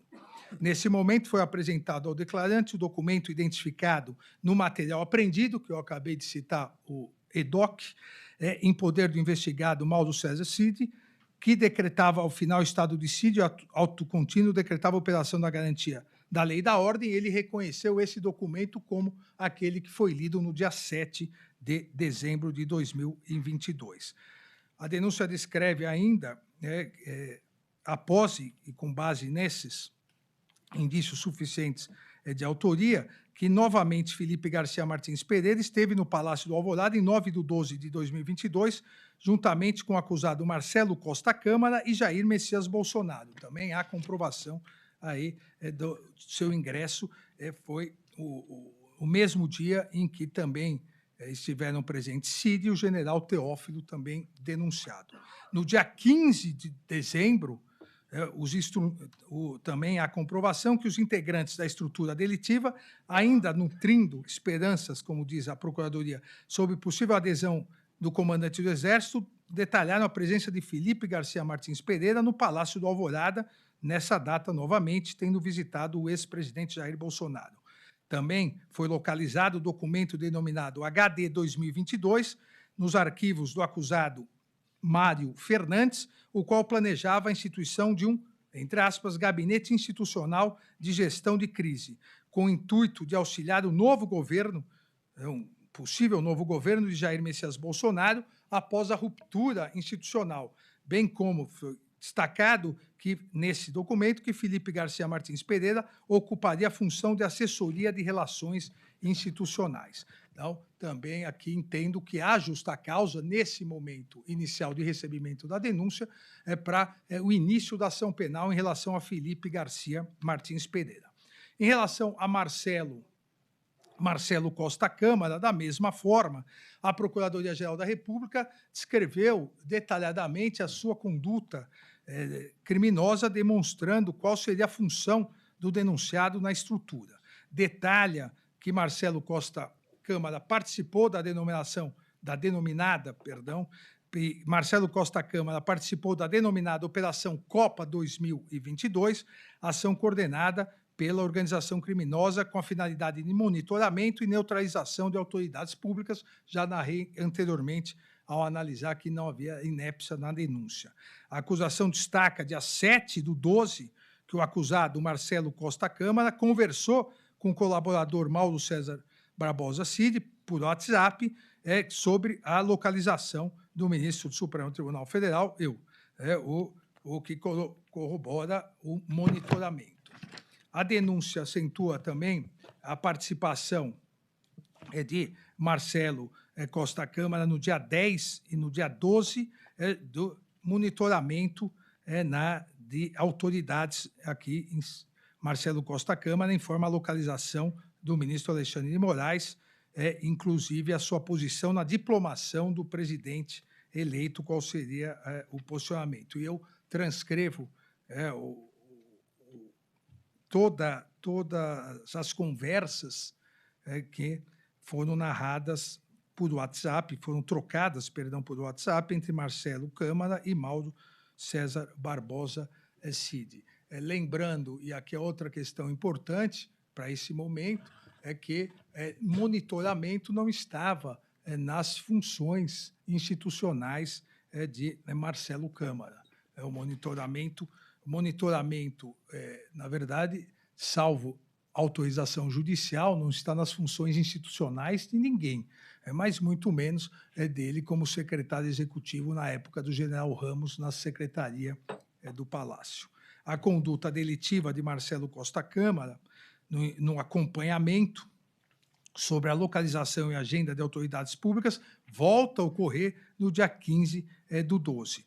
E também dia 16 do 12, 21 do 12 e 24 do 12, Marcelo Costa Câmara permaneceu informando a agenda do ministro Alexandre de Moraes. Também descrevo aqui cada um desses monitoramentos. Então, ainda se destaca na denúncia que o acusado Marcelo Costa Câmara esteve em reunião no dia 9 do 12, aquela reunião que eu já me referi, com o denunciado Felipe Garcia Martins Pereira e o réu Jair Messias Bolsonaro, destacando que esse encontro consistiu na oportunidade de se prosseguir, diz a Procuradoria, com um plano golpista. Então, a sequência de reuniões, uma sequência de extrações de mensagens, de documentações, que corroboram, nesse momento inicial, os indícios de autoria suficientes para o recebimento da denúncia também em relação a Marcelo Costa Câmara. Em relação a Marília Ferreira de Alencar, já narrei anteriormente, de forma detalhada, a sua troca de informações, a sua troca de mensagens para realizar boletins de inteligência, inclusive com a suspeita de um dos servidores que eu citei anteriormente, Clebson Ferreira de Paula Vieira, que era o encarregado pela coleta de dados.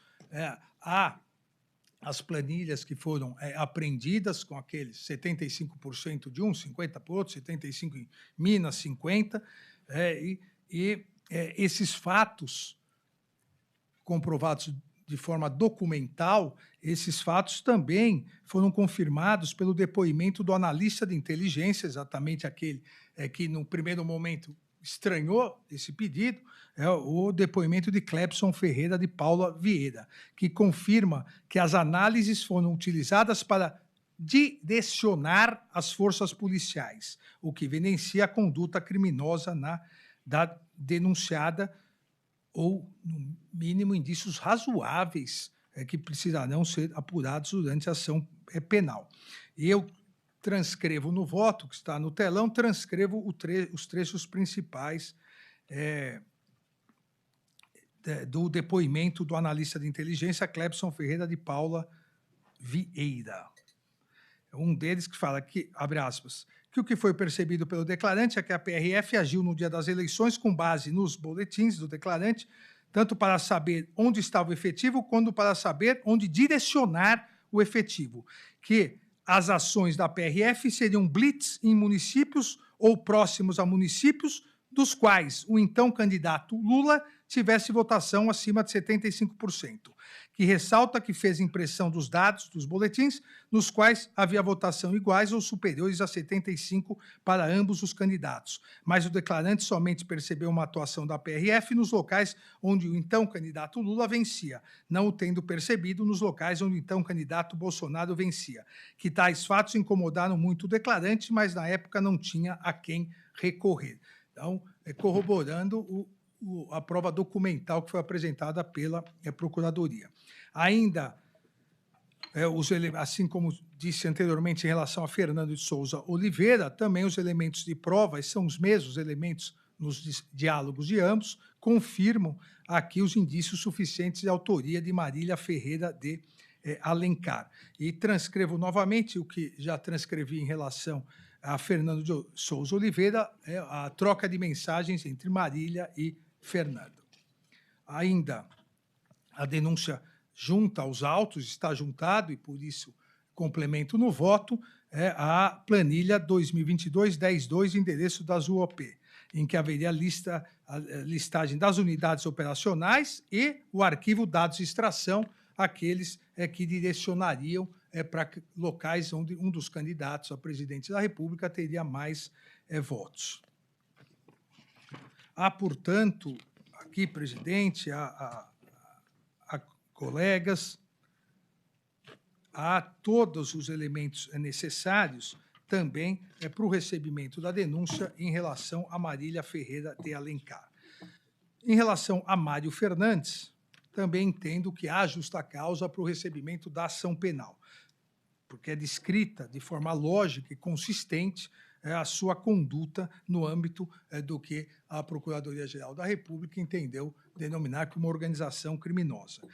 Narra o que já foi narrado e, às vezes, obviamente, eu tento não ser tão repetitivo, mas como 3 participaram de uma reunião, 2 da outra, 4 para cada uma das justificativas para a justa causa, eu preciso repetir as reuniões. Participou aqui da reunião do dia 5 do... há uma reunião, essa é a primeira, do dia 5/7 de 2021, lá atrás, em 21, onde Mário Fernandes demonstrou a sua intenção já ao sinalizar sobre o uso de força como uma segunda alternativa. Essa é uma reunião famosa que acabou sendo filmada pelas próprias pessoas que participaram, isso acabou chegando aos autos, e que diz o denunciado Mário Fernandes, abre aspas, e aí, a própria pressão internacional, a liberdade de ação do senhor e do governo vai ser bem menor, a população vai começar a acreditar, e não, então está tranquilo, o governo não tomou a medida mais radical, está tranquilo. Então, acho que realmente nós temos que ter um prazo para que isso aconteça, e não para que eles raciocinem que é importante avaliar essa possibilidade, mas principalmente para uma alternativa seja tomada.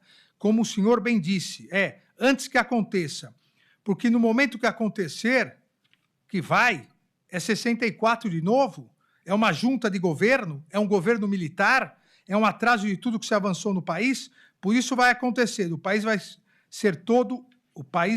ser todo desarticulado. Continua o denunciado Mário Fernandes. Então tem que ser antes, tem que acontecer antes, como nós queremos, dentro do estado de normalidade. Mas é muito melhor assumir um pequeno risco de conturbar o país pensando assim, para que aconteça antes do que assumir um risco muito maior de conturbação no day after, né? Quando a fotografia lá for de quem a fraude determinar. Isso são palavras gravadas numa reunião ministerial, com a presença do presidente da República em 5/7 de 2021, palavras proferidas pelo denunciado Mário Fernandes. Depois a denúncia narra o que eu já também tive a possibilidade de narrar a Vossas Excelências, a questão do punhal verde e amarelo, as ações do punhal verde e amarelo, o arquivo intitulado Fox 2017, com um texto de arquivo Planejamento Punhal Verde e Amarelo, que me referi anteriormente, o plano de acompanhamento e, nas palavras do próprio indiciado, neutralização de autoridades.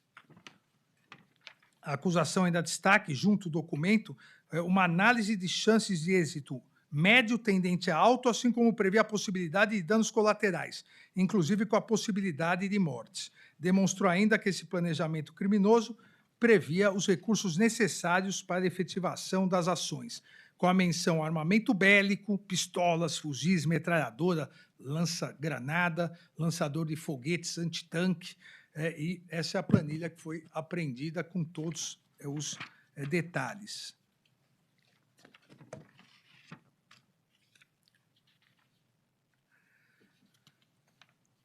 Esse documento do Plano Punhal Verde Amarelo, ele foi impresso no Palácio do Planalto e encaminhado ao Palácio do Alvorada, inclusive sendo que Mário Fernandes esteve no Palácio do Alvorada em 9/11/2022, às 17h48, conforme consta no registro de entradas e saídas. A denúncia ainda demonstra esses indícios de autoria que comprovam a anuência e conhecimento de Jair Messias Bolsonaro sobre o plano criminoso. E eu transcrevo aqui troca de mensagens a quais eu já me referi em relação a Mário Fernandes e Mauro César Barbosa Cid, o colaborador. Há aqui, e essa eu ainda não havia me referido, há aqui ainda uma troca de mensagens, aqui áudio encaminhado pelo acusado Mauro César, pelo acusado em 9/12/2022, pelo denunciado Mário Fernandes, ao delator Mário César Barbosa Cid, comemorando o fato de o ex-presidente da República ter aceitado a assessoria do acusado. Força, Cid, 9/12/2022. Força, Cid, diz Mário Fernandes. Meu amigo, muito bacana o presidente ter ido lá à frente ali do Alvorada e ter se pronunciado, cara. Que bacana que ele aceitou aí o nosso assessoramento. Foi muito bacana mesmo, cara. Todo mundo vibrando. Transmite isso para ele. Eu vou te colocar aqui abaixo um texto que eu recebi do Lucão, que é o do Ilho, que é um caminhoneiro famoso aí pra caramba, que estava lá no QG há mais de 30 dias. Ressalto-se ainda que a existência desse vínculo entre Mário Fernandes e Jair Messias Bolsonaro é corroborado por outra visita no dia 15/12/2022. Mas na sequência de visitas desse núcleo. Na verdade, esse núcleo mais executório, como aponta a Procuradoria, teve uma série de visitas, começando dia 7, dia 8, dia 9, dia 15. A acusação ainda aponta o que eu já me referi, o documento HD 2022, onde há um gabinete institucional de gestão de crise, sendo que a data para ser implementada ocorreria em 16/12/2022. E o acusado Mário Fernandes teria função relevante na assessoria estratégica. E aí vem uma minuta Gabinete Institucional de Gestão de Crise. Qual a finalidade? Estabelecer gerenciamento de crise institucional, referência ao decreto presidencial, se referindo ao decreto do golpe, realizar o acompanhamento de ações estabelecidas no decreto presidencial, que seria o decreto do golpe, proporcionar ao presidente da República a maior consciência situacional das ações em curso, diretrizes, mantém aqui as diretrizes do gabinete de crise e já nomeia as pessoas, a estrutura organizacional. O chefe do gabinete de crise seria o general Heleno, coordenador-geral do gabinete de crise seria o general Braga Neto, assessorias estratégicas do general Mário estaria numa assessoria estratégica.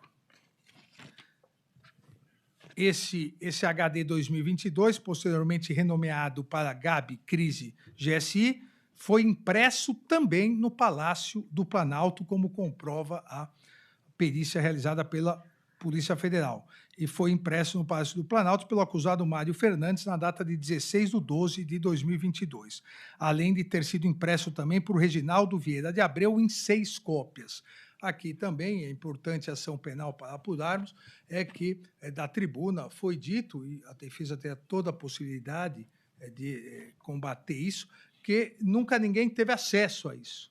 E aqui se mostra que, além de Mário Fernandes, que imprimiu, também mais 6 cópias foram impressas por Reginaldo Vieira de Abreu.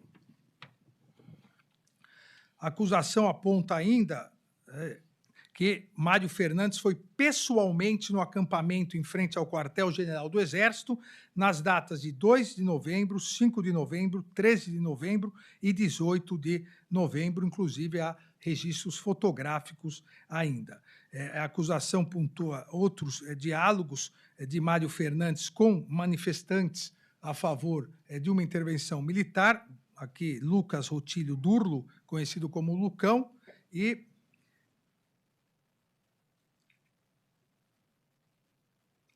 aqui Lucas Rotílio Durlo, que é o Lucão. Então, em relação a ele, dia 29 e dia 8 de dezembro, 29 de novembro e 8 de dezembro. E esses indícios, essas conversas, corroborados pelas conversas com o delator, que eu cito novamente. Em 29/11, Mário Fernandes envia áudio via WhatsApp para esse Lucão, informando: recebi um retorno aqui que os ajustes junto à Secretaria de Segurança do DF já foram feitos e deve ter um movimento amanhã e domingo, né? Essa pressão ela acaba sendo importante aqui no Esplanada, né? Como parece que está sendo planejado aí. E continua nesse áudio, a gente tem procurado orientar tanto o pessoal do agro como os caminhoneiros que estão lá na frente do QG. Então, nesses contatos do denunciado Mário Fernandes. E hoje chegou para a gente que parece que existe um mandato entre SIC, um mandato de busca e apreensão do TSE, não do Supremo, em relação aos caminhoneiros que está lá. Se o presidente pudesse dar um input ali para o Ministério da Justiça para segurar a PF ou para a defesa alertar o comando militar. Ou seja, ainda organizando os manifestantes golpistas que eram a favor da intervenção militar, eventualmente para que a Polícia Federal e o Exército descumprissem uma eventual ordem que não chegou a ocorrer do Poder Judiciário, do Tribunal Superior Eleitoral ou do Supremo, aqui fala TSE, não, do Supremo. Então, há comprovação em relação a Mário Fernandes, porque também aqui há uma outra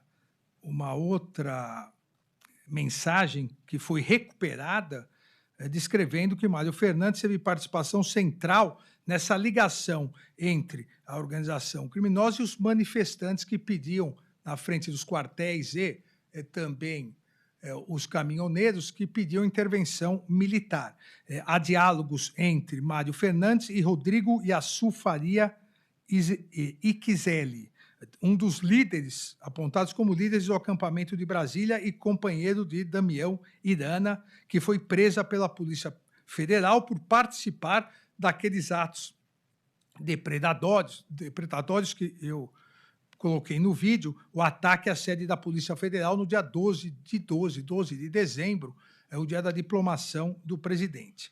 A acusação destaca, com essa comprovação documental, que Rodrigo Iaçu pediu ajuda para Mário Fernandes para o ingresso de uma tenda no acampamento, o que corrobora os indícios do vínculo entre esses manifestantes que insuflavam, incitavam, e atualmente já 400 deles condenados e mais aproximadamente 600 que fizeram acordo de não persecução penal, quase 1.000 já responsabilizados, havia quem fazia essa ponte, segundo a acusação, com esses indícios de autoria fortes, seria Mário Fernandes. Nessa mensagem do dia 10/12, a conversa é: bom dia, general, a gente está indo lá para a Esplanada, para a manifestação da Esplanada, ok? E eu preciso falar urgente com o senhor sobre aquele churrasco. É só conseguir alguma orientação. A mensagem é trocada com o general. Então, não há também aqui nenhuma margem para se afastar justa causa para o início da ação penal contra Mário Fernandes. Para encerrar, o último dos denunciados também me parece que está presente a justa causa para o recebimento da denúncia em relação a Silvinei Vasques. Assim como já narrei anteriormente, em relação às operações e a participação dele nas operações, citando, inclusive, o desrespeito à decisão do Tribunal Superior Eleitoral no dia 29 de outubro de 2022, um dia antes do segundo turno das eleições, há aqui indícios suficientes de autoria para que a denúncia seja recebida em função como colocou a Procuradoria-Geral da República, Silvinei Vasques teria comandado a Polícia Rodoviária Federal na execução das ações criminosas com o objetivo ilegal de impedir que determinados eleitores pudessem participar e votar, a partir de toda aquela preparação que foi feita com os denunciados e que eu já tive possibilidade de narrar detalhadamente. A denúncia destaca uma reunião realizada entre o primeiro e segundo turnos, 19/10/2022, entre Silvinei Vasques e o ora-réu Anderson Gustavo Torres, para abordar sobre o policiamento direcionado a ser implementado em execução no segundo turno, alterando aquela programação que havia sido realizada para primeiro e segundo turnos, idênticas operações.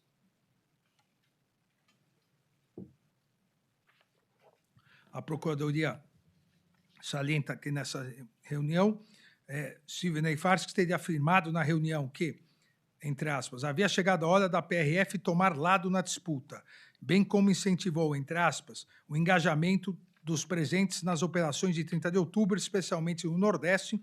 Isso está documentado, as folhas EDOC 1011. Os indícios apresentados pela acusação são corroborados pelos depoimentos de policiais que confirmaram a conduta de Silvinei Vasques, demonstrando que, de fato, o acusado afirmou nessa reunião que era hora de escolherem um lado. E aqui há o depoimento do policial rodoviário federal Anderson da Silva Costa, e eu transcrevo o termo de declaração de Anderson da Silva Costa. É fato que, durante a reunião, o diretor, essa é a pergunta feita pelo delegado da Polícia Federal, é fato que, durante a reunião, o ex-diretor da PRF, Silvinei Vasques, disse que era hora de escolherem um lado, referindo-se a apoiar um determinado candidato a presidente da República? E respondeu o agente Anderson da Silva Costa, que confirma que o ex-diretor-geral da PRF, Silvinei Vasques, disse que era hora de escolherem um lado, mas que, no entendimento do ora declarante, tal fala foi em relação aos cargos internos da PRF, pois se mudasse o governo, haveria uma mudança das diretrizes e direcionamentos operacionais da PRF. A denúncia ainda ressalta que a ação criminosa foi evidenciada pela análise do ofício, ao ofício emitido pelo diretor-geral da PRF, dia 19/4/2023, no qual indicava a elaboração de um único plano de trabalho. Aquilo que eu já me referi era um único plano de trabalho, foi refeito às vésperas do segundo turno, isso foi comunicado, porque acabou, de uma certa forma, vazando da própria Polícia Rodoviária Federal, fazendo com que o TSE determinasse a suspensão de qualquer nova operação nesses locais durante o segundo turno, e mesmo assim houve a operação e houve necessidade de que o então diretor fosse chamado ao Tribunal Superior Eleitoral. Então, aqui, detalhadamente, há toda a comprovação nos arquivos apreendidos. Não há, portanto, aqui nenhuma prova suficiente, nenhuma prova robusta a afastar a justa causa para o recebimento da ação penal, pelo qual recebo também a denúncia em relação a Silvinei Vasques. Além, da mesma forma que fiz, até para auxiliar a análise do meu voto aos eminentes colegas, da mesma forma que fiz em relação ao núcleo 1, além de todas essas provas, o encadeamento dessas provas, no item 7.7 do meu voto, eu coloco de forma mais detalhada a questão da colaboração. Além das provas independentes e autônomas que a Polícia Federal obteve, as provas que, a partir da colaboração, foram confirmadas por depoimentos, por documentos, por troca de mensagens, por localização, para demonstrar também claramente que não só há provas nessa fase suficientes e necessárias para o recebimento da denúncia, provas autônomas independentes, como também provas a corroborar o que foi dito pelo colaborador em sua colaboração premiada. Assim, presidente, eu afasto, como já afastamos, em conclusão, as preliminares, e presentes os requisitos do artigo 41 e 395 do Código de Processo Penal, recebo a denúncia oferecida pela Procuradoria-Geral da República em relação a Fernando de Souza Oliveira, Felipe Garcia Martins Pereira, Marcelo Costa Câmara, Marília Ferreira de Alencar, Mário Fernandes e Silvinei Vasques. Pelos crimes de organização criminosa armada, tentativa de abolição violenta do Estado Democrático de Direito, golpe de Estado, dano qualificado pela violência e grave ameaça contra o patrimônio da União e deteriorização do patrimônio tombado nos termos do artigo 29, caput, concurso de pessoas, e 69, concurso material. É o voto, presidente. Vossa Excelência, então, recebe na íntegra a denúncia. Como vota o ministro Flávio Dino? Senhor presidente, nobres colegas, quero, aproximando-se da conclusão do julgamento, mais uma vez louvar a excelência do trabalho do Procurador-Geral da República, doutor Paulo Gonet, do mesmo modo em relação aos ilustres advogados, todos já mencionados pelo relator. Da mesma maneira, homenageio o trabalho do ministro Alexandre, que analisou os requisitos do artigo 41, enquanto via tanto o voto como a sustentação da acusação, da defesa, percorria o artigo 13 do Código Penal, relação de causalidade, relevância de omissão, 29, concurso de agentes, medida da culpabilidade e os requisitos de dosimetria, só que não é agora. Então, de fato, não vou tecer considerações sobre o 13, nem sobre o 29, tampouco sobre o 59, quando da eventual dosimetria. Por ora, considero que o eminente relator abordou o que interessa no caso, materialidade e autoria, e por isso acompanho integralmente o voto de Sua Excelência. Como vota o ministro Luiz Fux? Acompanho o relator. Como vota a nossa decana, a ministra Carmen Lúcia? Presidente, eu também cumprimento tanto o trabalho da Procuradoria-Geral da República quanto o trabalho dos advogados, e, como eu disse até aqui, deixam confortáveis os seus respectivos constituintes por saberem que há advogados e bons advogados. E, como eu dizia, ministro Flávio Dino, ao lembrar Vossa Excelência de juristas, digamos, pouco conhecidos, nós estamos numa fase no Brasil em que parece que ficou pouco ser advogado, todo mundo quer ser jurista. Não, advogado é uma profissão importante, séria, eu tive o maior orgulho de ser advogada, voltarei a ser, se Deus quiser, e chegou ao descalabro de onde a Constituição é expressa na classe de advogados, porque advogado tem classe, jurista é impossível. Jurista é Paulo Bonavides, esse é Afonso da Silva, que dia 30 agora fará 100 anos, ministro Evandro Lins e Silva. Advogado tem que saber resolver e defender seus clientes. É isto. Não necessariamente quem pensa e cria teses do direito sabe fazer nenhuma procuração. Nós, advogados, quando eu fui, sabemos resolver a questão do cliente e não precisa de ficar pensando que as teorias são necessárias para o advogado usar. O constituinte que sabe ter um bom advogado se sente muito confortável, tenho certeza disso, e, por isso, mais uma vez, eu tenho a convicção de que esses advogados que compareceram hoje à tribuna serão tão honestos com seus clientes quanto guardam a fé do seu grau com este tribunal, não trazendo dados que não sejam verdadeiros, para que a gente possa chegar a bom senso e mostrar à sociedade brasileira que, no Estado de Direito, no Estado democrático, há um devido processo legal, só se responderá por aquilo pelo qual se fizer contra o direito e será, evidentemente, absolvido de alguma alegação que não tenha prova necessária, substancial e coerente com os fatos que sejam delituosos. Portanto,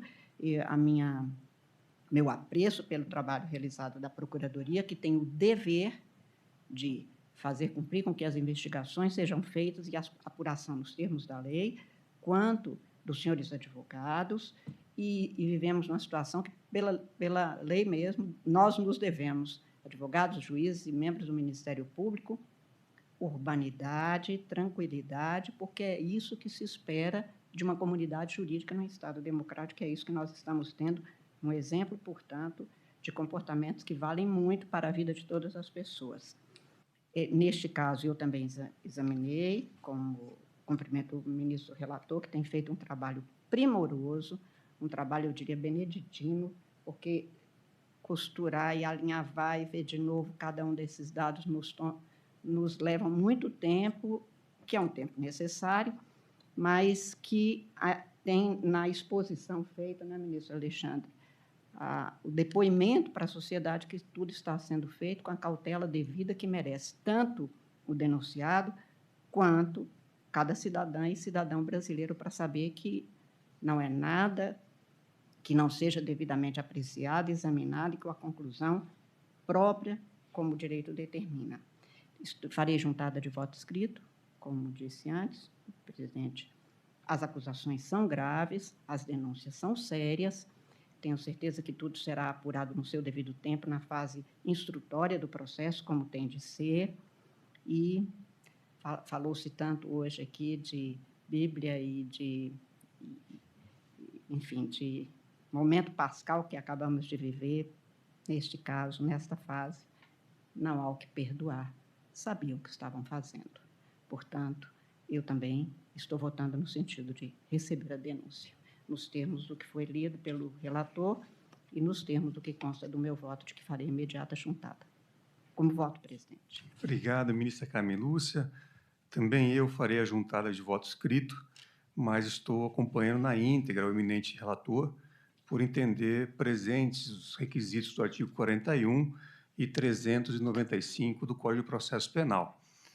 Dessa forma, proclamo o resultado. A turma... Pois não, doutor.